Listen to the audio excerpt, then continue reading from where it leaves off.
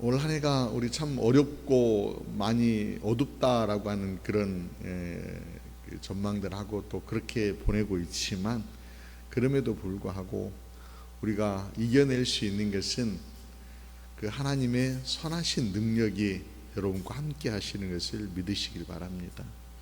그리고 그 선하신 능력으로 우리 모두가 함께 달려낼 수 있었으면 좋겠습니다. 오늘 여러분과 제가 좀 인사 나누기를 원하는데요, 옆에 분들과 함께 이렇게 좀 얘기하십시다. 제목이 있었죠. 선한 능력으로 담대하게 달려냅시다. 인사할까요? 함께 인사하겠습니다. 선한 능력으로 우리 담대하게 달려내십시다. 선한 능력으로, 주님 부어주시는 그 선한 능력으로 담대하게 전진하는 우리 모두가 될 수 있기를 주의 이름으로 축원드립니다. 하나님이 함께 하십니다. 하나님이 도우실 것입니다. 도우십니다. 2차 세계대전 때에 영국의 한 고아원에서 있었던 일이라고 합니다. 많은 고아들이 수용되어질 때 정부에서 아이들만큼은 좀 잘 케어하자라고 하는 그런 의도를 가지고 예산을 아끼지 않고 아이들에게 필요한 것들을 영국 정부에서 공급했다고 합니다. 먹거리도 넉넉하게 공급하고요. 그런데 정부에서 지원하고 아이들에게 먹이는 것만큼 아이들이요 살이 오르지 않고 아이들 표정이 밝지 않았다라고 합니다. 그런데 많은 아이들이 있는 방들이 다 이렇게 구별되어 있는데 어느 한 방에 있는 아이들은 또 굉장히 화색이 있고요, 살도 포동포동 이렇게 오르더라는 거예요. 그래서 이 뭐지? 원장이 혹시 이거 뭐 어떤 비리가 있나? 아니면 또 어떤 뭐 문제가 있나? 뭔가 다른 점이 있나? 그래서 관찰을 한번 해보았대요. 관찰을 해봤는데 그 방에 바로 붙어 있는 옆에 조그만 룸이 하나 있는데, 그 룸은 어떤 룸이냐면 청소 도구들을 이렇게 모아놓고 청소하시는 분들이 좀 환복을 하고 청소하는 그런 방이에요. 근데 청소하시는 분 가운데 한 아주머니가 그날 근무하기 위해서 그 방에 들어가서 옷을 갈아입으면은 바로 청소하러 가지 않고 옆에 붙어 있는 방으로 들어가서 아이들 이름을 불러주고 아이들에게 쓰다듬어 주고 아이들이 안기면은 안아주고 이러고 나서 청소하러 가곤 했다는 거예요. 자세히 관찰해 보니까 아이들이요 얼굴도 부비는데 막 안아주고 뭐라고 막 조잘거리는데 막 들어주고 반응해주고, 이 일이 어떻게 시작되었는지는 잘 모르겠지만 여하튼 아이들은요 그 시간을 기다리고 그 아주머니가 이름을 불러줄 적에 네라고 대답을 하고 볼을 쓰다듬어 줄 적에 알 수 없는 말이지만 몇 마디 막 이렇게 던지면서 말을 나누었다고 합니다. 원장은 그게 애착 관계 형성으로 보았다고 합니다. 애착 관계 형성. 먹는 게 중요한 게 아니라 아이들에게는 사랑이 필요했던 거예요. 그 사랑의 관계들이 잘 형성되어졌을 적에 먹는 것 이상으로 아이들은 안정감을 누리고 성장하는 데도 큰 도움이 된다라고 하는 그런 교육 이론이 생기게 된 겁니다. 이 교육학에서 아이들 성장 과정에서 굉장히 중요한 게 애착 형성이라고 하는 거예요. 애착 형성. 애착 형성을 건강하게 잘 이루어낸 아이들은 내적인 안정감을 가지게 되고요, 또 성격도 긍정적인 사람으로 신체도 여러 면역 세포들에게 저항할 수 있는 건강함을 유지하게 되고요, 인지나 정서 면에서도 또 사회성 면에서도 굉장히 책임감 있고 또 뭔가 이렇게 적극적으로 행동하는 그런 아이로 자라가더라라고 하는 그런 교육학 이론이 형성된 겁니다. 건강한 삶을 살아내려면은 이 애착 형성이라고 하는 것이 중요한데, 신앙도 역시 마찬가지인 것 같아요. 신앙 안에서도 이 애착 형성이 잘 형성된 사람들은 여러 시련의 바람 앞에서도 흔들리지 않고 굳건하게 다시 오뚜기처럼 일어서서 달려냅니다. 그 신앙 안에서의 짝 형성이라고 하는 것은 하나님과 나와의 관계입니다. 내가 하나님을 얼마나 사랑하고 하나님 나를 얼마나 사랑하시느냐에 대한 확신, 그런 게 형성이 되어 있다라고 하면 여러 바람 앞에서도 흔들리지 않는 그런 삶을 살아낼 수 있다라고 하는 거예요. 오늘 저는 본문 시편 18편 말씀을 여러분과 함께 나누려고 하는데, 본문은 다윗이 노래한 찬양입니다.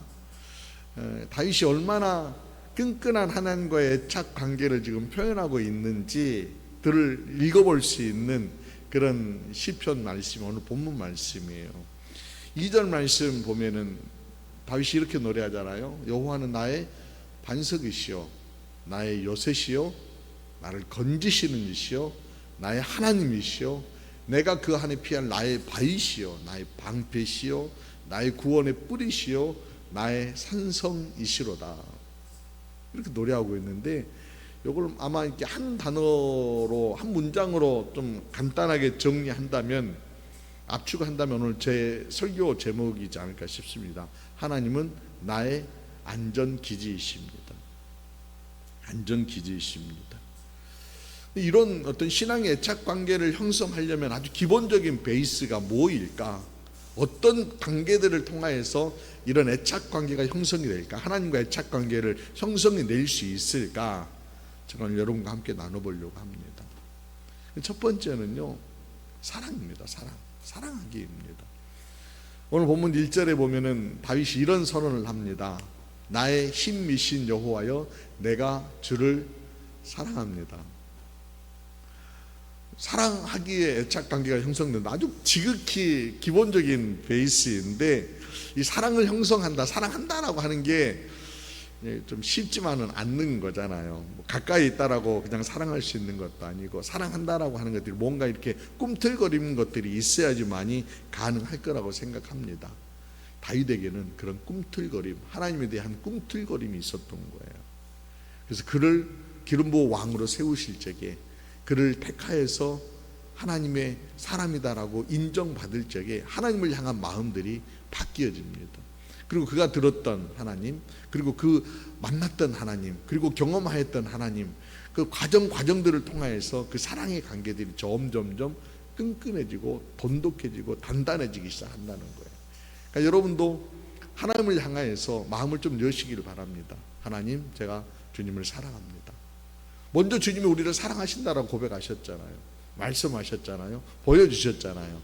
그 하나님 사랑에 대해서 저도 주님을 사랑합니다 라고 그렇게 고백할 수 있기를 바랍니다. 그리고 살아내는 날들 동안 그 사랑들이 익어가고 깊어지고 단단해질 수 있도록 삶을 세워가는 거예요. 오늘 본문이 쓰여진 그 시편 18편이 쓰여진 어떤 배경들을 얘기하는 그 표제가 있습니다. 여러분 표제를 잠깐 보시면은 제가 읽어볼게요. 성경 이 부분에 있는 거죠. 여호와께서 다윗을 그 모든 원수들의 손에서와 사울의 손에서 건져주시는 날에 다윗이 이 노래의 말로 여호와께 아뢰어 이르되, 이렇게 쓰여 있습니다. 근데 이 말씀이요, 사무엘하 22장 1절 말씀하고 딱 일치합니다. 미루어 짐작해 보건대 아마 사무엘하 22장 1절의 이 어떤 본문과 시편 18편의 이 말씀이 이렇게 크로스오버 겹쳐진다, 이렇게 이해하시면 좋을 것 같습니다. 그럼 좀 더 이해하기가 쉬운 게 사무엘하 22장은 어느 시기인지, 다윗이 어떤 시기에 이 말씀을 노래하고 있는지를 읽어볼 수 있는데, 다윗의 말년이에요. 23장으로 바로 넘어가면은 다윗의 마지막이라 이런 표현이 나와요. 다윗의 마지막. 그러니까 22장과 23장은 어찌 보면은 다윗이 인생의 어떤 그 말년에 이제 아들 솔로몬에게 어떤 왕위를 이렇게 넘겨주려고 하는 어떤 그런 시기에 이 노래를 지금 하고 있다는 거예요.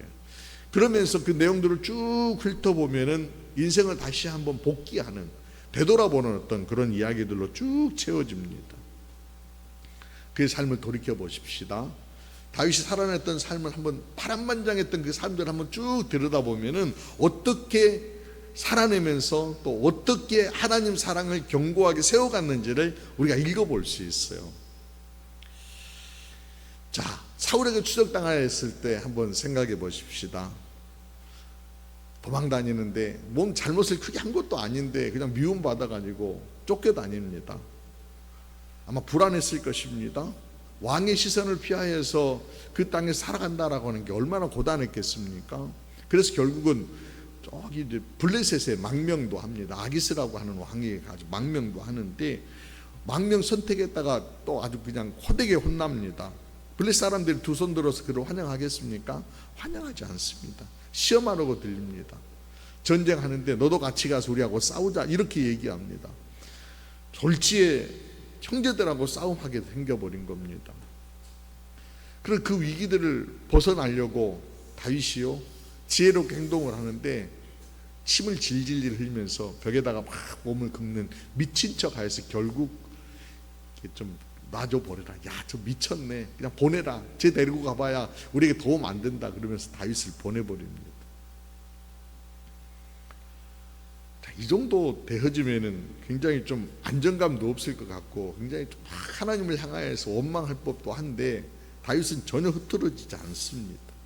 하나님 사랑하기 때문에 그렇습니다.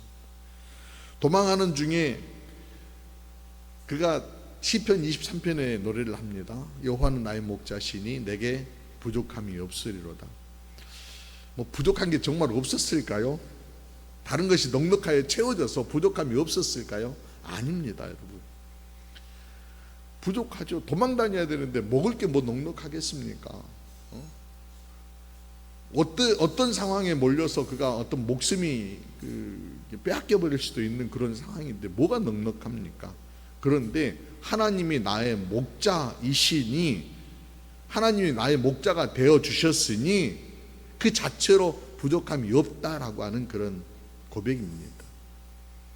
그가 위기 때만 그런 건 아닙니다. 전쟁에 이겼을 적에도 우쭐하지 않습니다. 또 절호의 기회를 맞이하였을 적에 도망다니다가 이런 일 하나를 만납니다. 굴에 이렇게 숨어 있는데 말이에요, 왕이 아주 급한 볼일을 보려고 볼일 보러 들어온 거예요. 바지를 내리고 일을 보고 있는데 이 정도 상황이면은 야, 바로 칼을 내밀어서 왕 저 사울만 죽이면은 이걸 위기를 모면할 수 있잖아요. 근데 그때 다윗은요 이렇게 합니다. 사울의 겉옷자락만 살짝 베어서 자기가 가져갑니다. 따르던 무리들이 왜 이렇게 하십니까? 아마 이렇게 뭐 좀 반론도 제기하고 그랬던 것 같아요. 그때 다윗이 했던 말이 여호와의 기름 부음을 받은 내 줄을 치는 것을 여호와께서 금하신 것이라라고 말합니다. 감정적으로 문제를 해결할 수 있는데 급박한 어떤 상황 때문에 꼼수를 부려서 그렇게 행할 수도 있는데 그러지 않다는 거예요. 하나님이 원하시는 게 뭔지를 따라가고 있다는 거예요. 자신의 입장에서 보면 도망자의 삶을 정리할 수 있는 기회이지만은 하나님의 입장에서 보면 도리어 하나님의 주권에 도전하는 시험의 순간일 수 있다는 거죠. 그 시험의 순간에 넘어지지 않고 그가 온전하게 걸어낼 수 있었던 것은 자기 유익이 아니라 하나님의 주권을 생각했기 때문에 그런 겁니다. 그러니까 하나님 사랑하는 마음이라는 거예요. 아들 압살롬이 반란을 꾀하여서 말년에 말입니다, 왕이 맨발로 예루살렘 성을 빠져나와야 되는 그런 아주 절박한 상황 가운데 놓입니다. 이 광경을 사울의 친족이었던 시므이라고 하는 사람이 보면서 아이고 비루한 자요 비루한 자 뭐 이렇게 조롱하고요 돌을 던지면서 막 저주를 쏟아붓습니다. 옆에 있던 부하장수 아비새가요 왕이시여 요절 낼까요? 라고 이렇게 얘기합니다. 달려가서 저 시므이의 목을 단칼에 쳐버릴 수도 있다는 거예요. 그 정도 힘이 있죠. 그 정도 사람도 있고요. 근데 다윗이 뭐라고 얘기합니까? 가만 두어라 얘기합니다. 가만 두어라. 하나님이 허락하지 않으셨다면 저가 내게 그럴 수 없다. 이렇게 얘기합니다. 이것도 하나님 허락하신 일이다라고 하는 거예요. 아들의 반란도 시므이가 저주하는 것도 이게 다 하나님께서 나에게 하시는 것이다. 그래서 묵묵히 맞아들입니다. 인정하고 하는 거예요. 그러니까 하나님 사랑하는 마음이 있다라고 하는 것이 바로 그런 겁니다. 하나님에 대한 사랑의 신뢰, 확신들이 있다는 거예요. 그래서 다윗은 하나님 나의 반석이십니다. 하나님은 내 삶을 견고하게 지켜주시고 보호하여 주시는 분이십니다. 나의 요새입니다 라고 노래할 수 있었던 겁니다. 그렇습니다. 여러분들, 하나님의 사랑에 대해서 여러분들 결코 의심하지 마시고 나를 사랑하신다. 그리고 끈끈한 애착 관계들을 형성하며 안정감을 누리시기를 주님의 이름으로 기원드립니다. 그 애착 관계가 이제 좀 더 확장되어지는 실행의 팁이 이제 두 번째입니다. 두 번째 단계는 공감하기입니다. 사랑한다라고 하는 기본적으로 바닥에 쫙 깔렸다라고 하면은 그 다음부터는 하나님과 계속해서 공감하기를 해야 돼요. 공감하기. 그래서 3절을 보니까 이렇게 노래합니다. 내 찬송 받으실 여호와께 아뢰리니, 이렇게 노래합니다. 아뢰다. 아뢰는 내용들을 쭉 이제 4절, 5절, 6절 계속 보면은 이런 얘기입니다. 사망의 줄이 나를 얽고 불의의 창수가 나를 두렵게 하였으며 수월의 줄이 나를 두르고 사망의 올무가 내게 이르렀도다. 6절 말씀 또 봐봅니다. 6절 말씀 보면은 같이 한번 읽어볼까요? 시작. 내가 환난 중에 여호와께 아뢰며 나의 하나님께 부르짖었더니 그가 그의 성전에서 내 소리를 들으시며 그의 앞에서 나의 부르짖음이 그의 귀에 들렸도다. 사망의 줄이 엉켜 매고 불의의 창수가 막 자기에게 몰려와서 두려움이 있고 음부의 줄이, 사망의 올무가 그를 막 포위하는 것 같은 그런 상황 가운데 놓여 있지만, 그게 환난이지만은 그때 하나님을 향하여서 그가 부르짖었다라고 하는 그런 표현을 합니다. 부르짖었다. 탄원의 마음으로 하나님 알아주시기를 원하는 몸부림으로, 아니 좀 더 깊숙하게 가보면 하나님의 계획하심이 뭔지를 좀 알고 싶은 그런 마음으로 하나님께 부르짖는 기도의 시간을 가졌다는 겁니다. 저는 이걸 공감의 시도라고 그렇게 표현하고 싶습니다. 하나님과 공감하기를 원하는 어떤 시도인 거예요. 기도라고 하는 것들이, 여러분 오해하지 마십시오, 청구서 내미는 게 아니라는 거예요. 하나님께 청구서 내미는 정도로 여러분들이 기도의 생활을 한다라고 하면은 기도의 생활들이 굉장히 얕은 거예요. 기도의 생활들이 좀 더 확장되어진다라고 하는 것은 하나님과 공감해지는 영역들을 넓혀가는 거예요. 그래서 하나님이 나를 통해서 이루시려고 하는 놀라운 계획들, 정말 내가 고난 가운데 있지만 이 고난을 통해서 하나님 뭘 하시려고 그러는지를 알아낼 적에 우리들은 하나님의 뜻을 정말 키워가면서 하나님의 뜻에 공감하는 영역들을 넓혀갈 수 있다라고 하는 겁니다. 그럴 적에 사랑의 깊이는 더해져갈 것입니다. 더 단단해질 것입니다. 공감하는 게 쉽지 않을 겁니다. 그래서 우리가 말씀을 통해서 알아가는 것이고, 주님의 모습을, 주님의 행하시는 모습을 이렇게 좀 닮으려고 따라가려고 그냥 이렇게 두벅두벅 가는 겁니다. 내 마음에는 이게 용납이 안 되어지는 그런 상황이지만은, 내 눈에는 그렇게 보이지만은 주님의 눈을 따라서 자꾸 교정을 하는 거예요. 요한복음 9장에 보면 이런 이야기 하나가 나옵니다. 여러분 다 아시는 이야기인데, 어느 날 예수님께서 길을 가실 때에 날 때부터 맹인, 시각장애인으로 살아가고 있는 한 사람을 만나는 이야기가 나옵니다. 그 사람을 두고요, 제자들이 예수님께 묻습니다. 랍비여, 이 사람이 맹인된 것이 누구의 죄로 인함입니까? 자기니까 아니면 부모니까? 이렇게 묻습니다. 제자들이 질문하는 의도가 뭐인지 약간 궁금해집니다. 왜 이런 질문을 했을까? 아마 당시 어떤 정서적으로 인과응보에 관한 어떤 정당성, 그러니까 이 사람 지금 앞을 못 보고 있는 것이 죄로 인한 거 아닙니까? 라고 하는 것들을 확인하고 싶은 그런 마음 때문에 질문했을 수 있습니다. 의도가 어떻든 여하튼 그들의 질문 안에는 뭔가 좀 확인하고 싶은 것들이 있겠지만은 매우 부적절하고 폭력적이다라고 하는 것들이 비춰집니다. 읽혀집니다. 왜냐하면은요, 앞을 보지 못하는 장애를 가지고 있는 분이지만은 그들이 하고 있는 얘기를 듣고 있습니다. 고통받는 사람이 고통의 원인에 대해서 죄를 취급하고 죄인 것처럼 취급을 하며 그런 얘기를 듣는다라고 할 적에 아마 굉장히 종교적인 죄책감 가운데 그 장애인은 빠져 있을 것입니다. 마치 환부에 소금을 확 뿌리는 듯한 그런 상황을 그가 맞이했을 거라는 거예요. 그러니까 제자들은 지금 이 사람의 어떤 현상을 보면서 이걸 좀 알고 싶은 마음 가운데 그냥 편안하게 던져버린 질문이지만은 주님은 도리어 어떻게 하십니까? 그 사람에게 어떻게 하시는지 요한복음 9장 3절 말씀에 이런 말씀을 하십니다.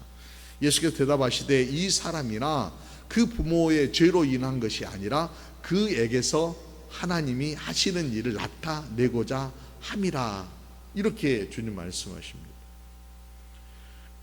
그러니까 전혀 다른 결의 그 생각, 전혀 다른 결의 말씀을 주님이 지금 하고 계시는 거예요. 그리고 나서 침을 뱉어서 진흙을 익혀 그 장애인의 눈에 발라주시고 실로암에 가서 씻어라 라고 그렇게 일으켜 세워서 실로암 못으로 보내십니다. 제자들은 알고 싶었겠지만 주님은 알고 싶은 게 아니라, 뭘 주목하는 게 아니라, 다른 거에 주목하는 것이 아니라 그 사람 그 자체, 심지어는 또 제자들도 나무라지 않으십니다. 너희 왜 이렇게 우둔하니? 이렇게 주님 말씀하지도 않으시면서 그냥 몸으로 보이시는 거예요. 내가 주목하는 것은 그를 통하여서 하나님이 어떤 일들을 행하시려고 하는지를 너희로 보여주는 거야. 주님의 마음은 그를 사랑하는 거야, 그를 회복시키는 거야 라고 하는 것으로 공감의 영역들을, 제자들의 공감의 영역들을 넓혀주시는 거잖아요. 이것이 주님의 일하시는 방식 아닌가 싶습니다. 주님이 우리를 통하여서 의도하시는 것, 주님의 뜻들을 좀 이렇게 좀 넓게 우리가 알아가기를 원하지 않으실까, 이런 생각들이 들어집니다. 제가 이 얘기 할까 말까 올라오면서도 고민하고 했는데 하려고 합니다. 요즘 보면은 보수와 진보가 이렇게 막 대립하여서 극과 극을 달리고 있습니다. 극과 극을 달리고 있는데 저는 극과 극은 아주 일부이거든요. 일부인데 스피커는 굉장히 크게 이렇게 들려요. 그러면서 사람들이요, 극과 극에 넌 어디야? 라고 이렇게 편을 갈라가지고 넌 어느 편이니? 이렇게 막 자꾸 요구하는 것 같은 그런 느낌들이 들어요. 목회자가 혹시 단어 하나 잘못 사용해서 약간 이쪽에 기울어진 듯한 그런 얘기를 하면은 우리 목사님은 저쪽이네, 약간 이쪽으로 이렇게 얘기하면 거봐 그럴 줄 알았어, 우리 목사님은 그쪽이야, 이렇게 가릅니다. 심지어는요, 극단적인 어떤 구조 안에 교회가 있습니다 지금. 그러다 보니까 세상 사람들이 바라보는 교회의 모든 교인들은 다 저쪽이야 라고 이렇게 다 이미 색을 칠해버렸습니다. 그래 놓고 우리가 지금 살고 있으니까 여러분들 혹시 직장생활 하시면서 혹은 예수 안 믿는 분들 만나시면서 나와 생각 같은 분이든 조금 다른 분이든 만나보시면은 뭔가 예수 믿어? 교회 다녀? 그러면 저쪽이구나, 이렇게 바라보는 그런 현실을 우리가 경험하고 있습니다. 그래서 아무런 말도 못하고 뭐라고 얘기하지도 못하고 뭘 말해야 될지 뭐라고 얘기해야 될지 굉장히 고민스러운 지점을 우리가 살아내고 있습니다. 분명 우리는 아닌 건 아니라고 얘기할 수 있어야 됩니다. 저는 아닌 건 아니라고 말하고 싶습니다. 아닌 건 아닙니다. 그러나 더 중요한 것은 우리가 이런 아닌 건 아니다라고 자꾸 얘기하면서 가르는 것은 또 아니라고 생각합니다. 그래서 제가 한 주간 동안 묵상하면서 이런 말씀이 계속 그 머릿속에 떠올랐었는데, 전도서 7장에 보면은 이런 말씀이 있습니다. 형통한 날에는 기뻐하고 공고한 날에는 생각하라. 우리가 지금 생각하기를 지금 멈춰버린 것 같아요. 자꾸 감정적으로 막 쏠려버리고 여론에 휩쓸려 버리고, 여러분 오해 마십시오. 생각하고 있는데 목사님 지금 나를 지금 규정하나? 그게 아니에요. 그게 아니라 우리가 혹시 좀 더 생각하자는 거예요. 좀 더 기도하자는 거예요. 무엇이 옳고 그르는 자는 규정하지 말고 생각 없이 말하여 상처 주는 것이 아니라 잘못된 정보를 장착하여서 옳게 알고 있는 것처럼 주장하지 말 것이 아니라 교회가 교회답게 회복해 내는 것들을 좀 우리가 회복해 내야 되겠다. 그러니까 하나님이 뭘 원하시는지를 우리가 지금 이게 놓쳐버리고 세상에 들려주는 얘기로 교회가 막 자꾸 술렁거리면은 결국은 교회도 똑같이 세상에 탐욕을 쫓아서 가는 그런 집단이 되어버리고 마는 거 아닙니까? 여러분, 수도선부라고 하는 말이 있습니다. 수도선부라고 하는 말이 있는데, 이 말은요, 물이 불어나면 큰 배가 저절로 떠오른다, 이런 말입니다. 이 말이 어디서 나왔냐면은 중국의 전도자 워치만 리라고 하는 분이 계시는데, 이분이요 태어날 때부터 몸이 굉장히 약하게 태어나신 분이에요. 그래서 바울처럼 그가 기도를 해요. 주님, 제가 몸만 건강하기만 하면은 더 많은 일들을 감당할 수 있겠는데 라고 하나님께 기도를 합니다. 하나님이요 어느 날 그에게 그 꿈에 이제 이런 꿈을 꾸면서 보게 되는데, 배를 타고 가는데 말이에요 강을 건너게 됩니다. 강 가운데 큰 바위 하나가 이렇게 놓여 있습니다. 갈 수 없는 그런 지경에 놓여 있는 거예요. 그래서 기도했답니다. 하나님, 이 장애물이 있어서 갈 수가 없으니 이것 좀 없애주시면 안 될까요? 이것 좀 없애주옵소서. 이렇게 기도를 했대요. 근데 하나님께서 음성으로 들려주시는데 이런 음성을 들려주시는 거예요. 예, 바위를 없애줄까 아니면은 강물을 불려줄까, 이렇게 들려주시더래요. 여러분 어떻습니까? 바위를 없애는 게 좋겠습니까? 강물을 불리는 게 좋겠습니까?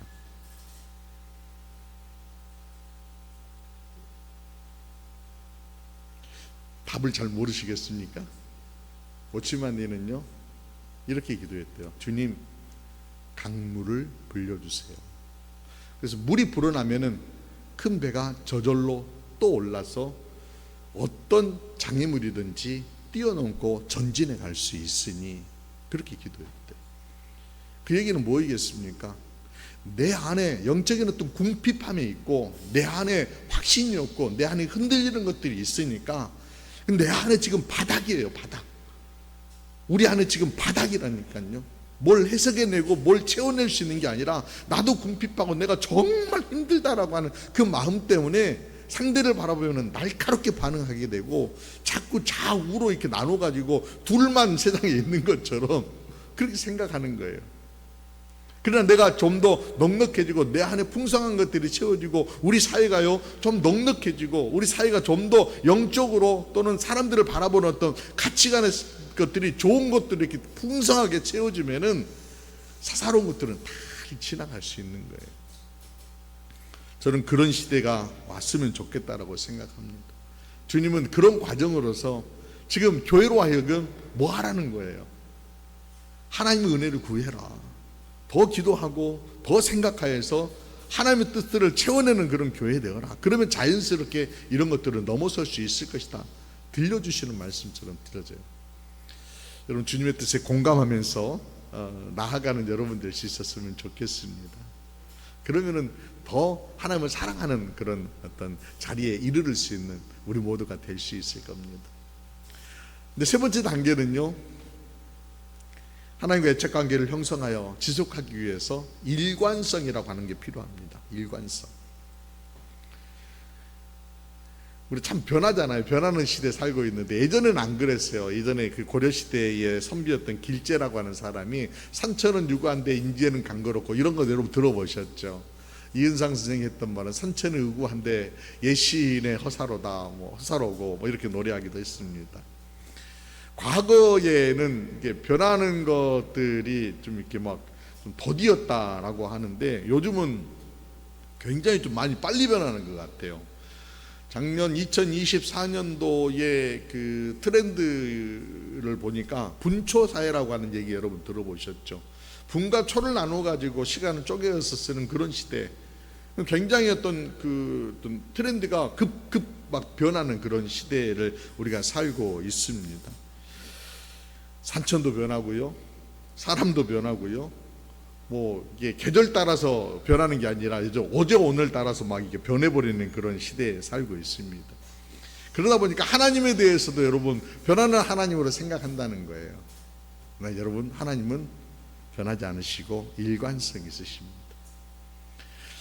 부모들이 아이들을 대할 때에 아이들과 애착 관계를 형성하려고 할 때 기본적으로 중요한 게 있는데, 이게 뭐냐면 일관적인 태도와 반응이라고 그래요. 아이들이 막 이렇게, 우리 제이나 태희도 보면은 뭔가 자기가 원하는 것들에 대해서 그대로 안 되면은 아이들의 반응은 아주 그냥 단순해요. 일단 그걸 얻기 위해서 행동을 하는 거예요. 으악! 그러면은 엄마도 감정적으로 나와가지고 막 하면 안 되고 일관되게 통제를 해야지만 아이도 이렇게 이건 안 되는 것이구나 이렇게 이해를 하고, 그럼에도 불구하고 부모는 나를 사랑하시는구나, 내가 원하는 것들을 채워주시는구나, 이런 어떤 신뢰관계들이 형성된다는 거예요. 여러분, 만약에 하나님께서 이럴 때 바뀌시고 저럴 때 바뀌시고 막 왔다 갔다 손바닥 뒤집듯이 한다라고 하면 여러분 하나님 맞춰서 사는 게 굉장히 힘드실 거예요. 근데 하나님은요 그런 분 아니세요.